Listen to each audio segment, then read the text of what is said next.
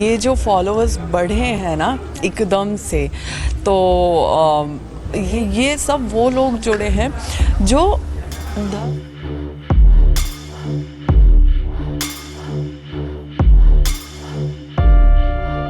इसकी सच्चाई क्या है? अगर आप कैलाश आनंद जी के साथ जुड़ी हुई हैं, आप उनकी शिष्या हैं या आपको साध्वी जो कहा जा रहा है, इसके पीछे क्या तथ्य है वो आप बताइए।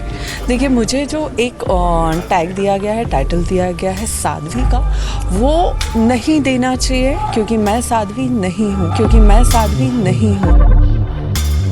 मेरा अभी कुछ भी नहीं हुआ। आप देखोगे मेरा नाम भी सिंपल सा है, हर्षा रिछारिया। मेरा तो नाम भी अभी चेंज नहीं हुआ है। अभी मैं भगवा रंग पहन ही नहीं रही हूँ, मैं लेके आई हूँ, मैं पहन नहीं रही हूँ। अब डर की वजह से कि अगर मैंने ये भी पहन लिया तो जो बची हुई बातें हैं शायद वो भी और ज़्यादा होने लगेगी। आप ये सब जानबूझ के करो, युवा सिर्फ इसका हिस्सा बन रहे हैं अपने कॉन्टेंट के लिए। महाकुंभ दिव्य है, अलौकिक है और इसके साथ साथ डिजिटल भी बना हुआ है। ऐसे में डिजिटल मीडिया का, या कहें कि डिजिटल मीडिया में जिस तरह से लोग चर्चाओं में इस वक्त आए हुए हैं महाकुंभ में, उनमें से एक हैं हर्षा रिछारिया जी, जो कि महामंडलेश्वर कैलाशानंद जी के आश्रम में रुकी हुई हैं, उनकी शिष्या हैं। लेकिन आज इन दिनों अगर 2 से 3 दिनों की बात की जाए तो ये सोशल मीडिया पर काफ़ी चर्चा में हैं। लोग इन्हें साध्वी भी बोल रहे हैं, लोग इन्हें शिष्या भी बोल रहे हैं, लोग इन्हें इन्फ्लुएंसर और एंकर भी बोलते हैं। आखिर क्या कुछ इसकी सच्चाई है? हम हर्षा जी हमारे साथ मौजूद हैं, हम इनसे जानेंगे। अच्छा जी, आपसे जानना चाहेंगे, अलग अलग बातें आपके बारे में सोशल मीडिया पर फैली हुई हैं और आपका जो क्रेज़ है सोशल मीडिया पर देखा जा रहा है कि पिछले 2 से 3 दिनों में आपके 1 मिलियन से ज़्यादा फॉलोअर बढ़ चुके हैं इंस्टाग्राम पे। देखिए, ये जो फॉलोअर्स बढ़े हैं ना एकदम से, तो ये खुद में एक पॉजिटिव चीज़ मैं इसको लेके चल रही हूँ, क्योंकि अब वो जो जितने 10-11 लाख लोग मुझसे जुड़ गए हैं, ये सब वो लोग जुड़े हैं जो धर्म को, सनातन धर्म को, सनातन संस्कृति को देखना, समझना, महसूस करना चाहते हैं। क्योंकि मेरे पिछले 1 साल 1.5 साल के आप प्रोफाइल अगर देखोगे लास्ट का, तो उसमें मैं सिर्फ सनातन की ही बात कर रही हूँ, मैं उसमें जागरूकता की ही बात कर रही हूँ, मैं लोगों को धर्म के बारे में बताने के लिए ही बात कर रही हूँ। तो जो लोग जुड़े हैं उनको सिर्फ वही कुछ जानने और देखने को मिलेगा। लेकिन इसकी सच्चाई क्या है? अगर आप कैलाश आनंद जी के साथ जुड़ी हुई हैं, आप उनकी शिष्या हैं या आपको साध्वी जो कहा जा रहा है, इसके पीछे क्या तथ्य है वो आप बताइए। देखिए, मुझे जो एक टैग दिया गया है, टाइटल दिया गया है साध्वी का, वो नहीं देना चाहिए क्योंकि मैं साध्वी नहीं हूँ। साध्वी बनना, साध्वी होना या उस पद तक पहुँचना खुद में एक बहुत कठोर तपस्या जैसा है, साधना जैसा है। उसके संस्कार होते हैं, उसके रिचुअल्स होते हैं, और मेरा अभी कुछ भी नहीं हुआ। आप देखोगे मेरा नाम भी सिंपल सा है, हर्षा रिछारिया। मेरा तो नाम भी अभी चेंज नहीं हुआ है, लेकिन उसको साध्वी हर्षा लोगों ने कर दिया है, जो अभी नहीं करना चाहिए। और मैं गुरुदेव की, परम पूज्य गुरुदेव स्वामी आचार्य महामंडलेश्वर कैलाशानंद गिरी जी निरंजनी अखाड़े से, मैं उनकी एक शिष्या हूँ, एक बेटी हूँ।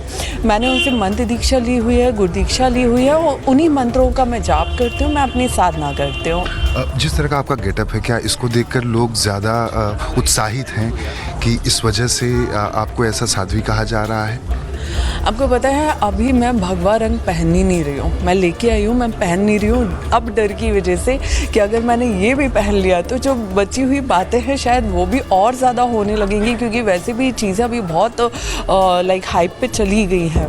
तो मेरा जो गेटअप है ये पहले भी ऐसे ही रहता था, और मैं इसलिए आई थी कि यहाँ पे मैं उसी जो हमारा सनातन रंग है, सनातन धर्म है, सनातन संस्कृति है, मैं उसमें रम के रहना चाहती हूँ। इसलिए मैं धोती कुर्ता पहन के आराम से लाइक रहना चाहती हूँ। मोस्टली मैं साड़ीज़ पहनती थी यहाँ आके, क्योंकि साड़ी में हर जगह एकदम से वॉक करना, भागना इसलिए नहीं होता है।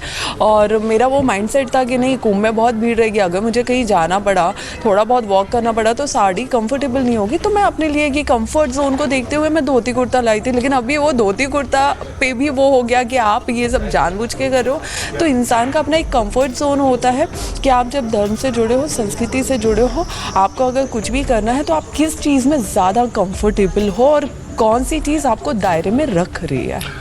आपके इष्ट देव कौन है, किसे आप ज़्यादा पूछती हैं? पहला सवाल। इसी से संबंधित सवाल कि आपकी जो पुरानी ज़िंदगी थी, आप सोशल मीडिया इन्फ्लुएंसर हैं, एंकर रह चुकी हैं, वो ज़िंदगी और इस ज़िंदगी में अंतर डिफरेंस क्या देखती हैं और कितना कुछ अपने आप में बदलाव देखती हैं? आपके परिवार, आपके दोस्त, आपके रिश्तेदार वो क्या बदलाव देखते हैं जो आपके करीबी हैं? देखिए, मेरे जो इष्ट देव हैं, जो मेरे गुरु भी माना है, पिता भी माना है, भगवान भी है, मैंने अपनी ज़िंदगी मतलब सिर्फ शिव के चरणों में, महादेव के चरणों में समर्पित की हुई है। और मुझे लगता है कि मैं ज़िंदगी में जिन लोगों से भी मिलती हूँ या जुड़ती हूँ, रास्ता वही बनाते हैं, रास्ता वही जोड़ते हैं, उन्हीं रास्तों पे चलने के लिए वो मुझे प्रेरित करते हैं। मुझे सबसे ज़्यादा ज़िंदगी में अगर किसी ने प्रेरित किया है, वो सिर्फ़ और सिर्फ मेरे महादेव हैं। और दूसरी चीज़ कि मेरी जो पुरानी लाइफ थी, जो मेरा प्रोफेशन था और जो मेरा आज मैं कर रही हूँ, वो भी कहीं ना कहीं महादेव की मर्ज़ी के बिना, कहते हैं इस ब्रह्मांड में पत्ता भी नहीं हिल सकता, तो मैं कैसे अपना लाइफ डाइवर्ट कर सकती हूँ और चेंज कर सकती हूँ। तो मैंने उसको छोटा आखिरी सवाल है बस। हाँ जी, बोलिए।